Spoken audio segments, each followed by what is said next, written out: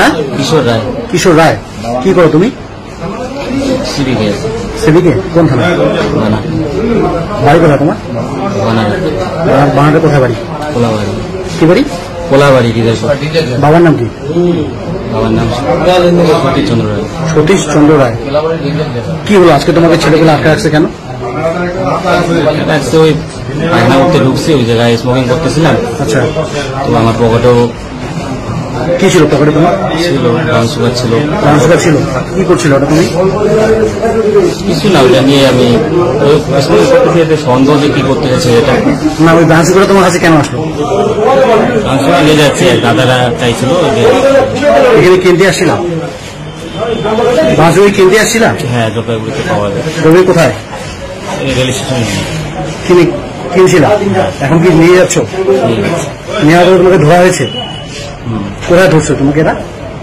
বালাপাড়া নাকি। আচ্ছা, তোমার হাতেই পেয়েছিল ওটা? হ্যাঁ, কতটা ছিল? 1.5 গ্রাম। 1.5 গ্রামের মতো। এখন তো পুলিশ এসছে। এই যে ব্রাউন সুগার নিয়ে যাচ্ছে, এটা কি ঠিক তোমার করা উচিত? না, আমরা অনেক সময় যদি কাজ করাই তো ছেলেপেলেদের খাওয়াই টোয়াই 2-1 ঘন্টা করতে লাগে, অনেক করছি এরকম। আচ্ছা, তোমার পুলিশের কাজের জন্য তোমার? হ্যাঁ।